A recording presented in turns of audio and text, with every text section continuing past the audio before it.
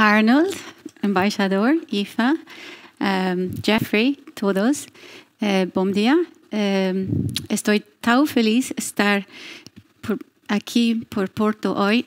No falo mucho portugués, disculpe, pero entiendo cada vez más. Obrigada pela la oportunidad de presentar Global Shares hoy. So it's easier in English for me, so here we go. So Global Shares simplifies employee ownership for companies all around the world. So what does that mean? We're a global fintech leader, and we manage employee share plans for some of the world's most exciting startups, fintech, IPO companies, large enterprise brands. And we do that by automating employee ownership or equity compensation for those companies. What does employee ownership do for companies? It completely transforms companies. If you want to make your employees act like an owner, you make them an owner. And there's a story of a chip shop guy in England who was making chips, fish and chips, and he went over and he turned off the light. And somebody said, "Why are you turning off the light?" "To save money." It's a switch. It's a completely different way of thinking and approaching your work every day. It improves engagement. It aligns employees with stakeholders and management. It creates a much more positive workplace. It's one team. We're all in it together. But it's a complex thing to administer because you've tax, you've regulation, you've different jurisdictions, you've different languages, different currencies. It can be small in a startup. It could be a global share plan. There are different kinds of plans, and they're different for different companies who customize their plans. And they're extremely difficult to administer. So that's where we come in. So we simplify the entire process for companies. And our mission is to make it easy for companies and help them all across the world to empower their company and their staff and give their staff the opportunity to create wealth for themselves through employee ownership. So to talk you through our journey then, we started in 2005, so we're about 16 years old, but we started as a service company. We were going to just administer share plans for companies as a service company. But we realized that Global Shares 1.0 didn't really have a very sustainable future, so we reinvented ourselves. We relaunched in 2015, which is really where everything kicked off. We're headquartered in a very, very small town in Ireland. Could anybody guess the population? I know you've about 214,000 people here in Porto. Any guesses for what's the population of our little town? Less than 16. Less than 6,000. 4,500 people is our population. So an unlikely location for a global fintech leader. Today we have 17 offices all around the world, and we have 600 employees. We are regulated, so when we relaunched, we relaunched as a regulated company, in a MiFID company in 2015, and in the US as a FINRA regulated company in 2020. So from 2015, when we relaunched from nothing, from that standing start, last year we processed 1.8 billion in payments to employees across the world. So there's huge wealth at stake here. In terms of clients, we actually don't have a huge amount of clients compared to competitors, but this is where we're gaining ground very quickly. We've about 500 clients, corporate clients, and they include the world's largest private company and the world's largest public company. So we can cater for public and private. And during the lockdown, we launched a growth platform for startup companies. So there's about 100 companies using our growth platform now. Both are growing at an astronomical pace. We work with about 50 corporate partners. There's about 650,000 employees around the world using Global Shares software in 100 different countries. So you can imagine it has to have all the different currencies, all the different languages. And the model is export geared fully. We don't have a huge culture of employee ownership in Ireland yet. We've been trying to change that, but it takes time. So 98% of our revenue is export generated, and we're looking to grow our sales, our team by 24% this year to keep up with the pace of the growth of the company. So if you look at this slide, this was the challenge that was set to Global Shares. So we were to become a global leader in the employee ownership fintech space and build the first of its kind global technology platform, compete with the multi-billion-dollar financial services giants over in New York City and the other financial hubs, create an entrepreneurial team, a positive work culture, develop a global brand to fly our flag around the world, build a multi-million dollar pipeline, and do all that from that little town in Clonakilty in West Cork.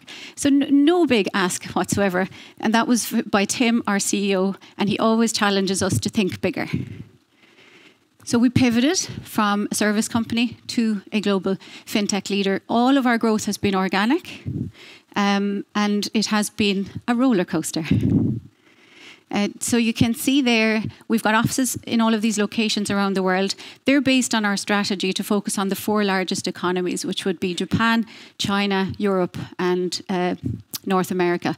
We also have offices in the Middle East. Each office has a different blend of functions. Some of them are sales offices, some are operations, some are client management. In Portugal, it's primarily IT, technology, as well as our multilingual customer support desk. And you can't sell a platform without your people. So our business is very much people-centric. We're a great place to work, accredited company. We've got 600 staff now, about 45 different nationalities. We used to be known as the United Nations of Clonakilty originally because we couldn't get the developers that we needed. So we put out the call and staff started to move to Clonakilty from all over the world. About 40% of the staff are female. It's very vibrant, it's very friendly. We call it the Clonakilty culture. So we've exported that as we've grown around the world and always been challenged, as I said there, to think bigger. And you still probably don't really know what Global Shares does, and it can be difficult when people aren't in the business of employee ownership to fully understand. But it's taking away death by spreadsheet and trying to manage an employee share plan to automating it fully. So we support companies to roll out their employee share plan. We automate it for them. We provide financial reporting, global compliance, all the trading of the shares. We can do the brokerage. We can do financial reporting. We can do FX, all of those. It's a one-stop equity shop, essentially, for companies. Equity compensation is our 100% focus. It's our passion. And we work with all of the major stock exchanges around the world. And now our Portugal story. So we've got a long history of connections with Portugal. It would have been back in 2012 when we decided to launch the global platform that some Portuguese developers responded to our call and they moved to Ireland. And we all got on very well. There were developers from the Philippines, from India, from Spain, England, America. But somehow the connection, the rapport between the Portuguese and the Irish really stood out. And those guys brought their friends over. And over those couple of years, they helped us to build and launch our platform. And at a certain stage, people want to move home. So we opened a little satellite office in Lisbon, and it was very successful. And from there, we made the decision to build a strategic IT hub in Lisbon, a beautiful state-of-the-art office in downtown Lisbon. And that's where we connected for the first time with Aoife and all the team here in the IPBN. They did an amazing job at very short notice to help us to launch that office. We had about 20 staff at the time. We said we would hire 30, create 30 new high-skill jobs. That office now has 70 in it. It's too small, and we're going to expand. But we also know that there's a huge fintech economy here in Porto, and we have staff from the north working for us. So we looked at a couple of other locations in Portugal where we could open: Braga, Coimbra, Porto. Porto was chosen because you've got your university, you've got your fintech scene, you've got that lovely work-life balance. That works very well for us in Ireland, and we knew that that would work well for us here. And you've got that good population, much more than 4,500. So we're now looking to expand our IT team. We need 80 more staff. We cannot keep up with the demand for this software. It's very specialised. There's only 3 companies in the world who can do it, and we're leading the way by a mile. And the more we grow, the more software we need. So exciting times ahead, and we're delighted to work so closely with the Portuguese team. In addition to those 80 IT roles, we're looking to hire 200 high-skilled roles right across the world in 2022. On the back of that office launch in 2019, we applied for the Business Success Award, and we were absolutely thrilled in January 2020 when we won the Ireland-Portugal Business Success Award. So we're photographed there with the ambassador and Luis from our Lisbon office and IFA. And that really was the very first award that we won on the strength of what we had done. And after that award, there has been many, many awards. Last year we won the Ireland Technology Company of the Year, and Ireland has a really thriving fintech scene. So that was the Oscars for us. That was an extraordinary night.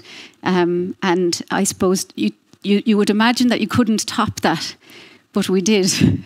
About 3 weeks ago, we announced that we're joining forces with the largest bank in the world, JP Morgan. So we're going to become part of the JP Morgan family. They're the world's largest bank.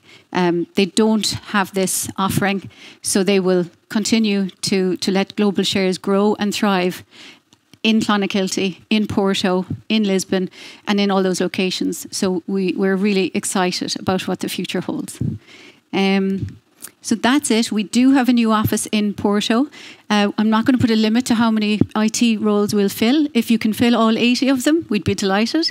As many as possible. We have a couple of members of our team from Porto here today. I think it's the first time they've ever met because we're still all working remotely. Certainly it's my first time meeting them. It's my first time in Porto. And I'm looking forward to coming back many times again. So that's it. Thank you very much.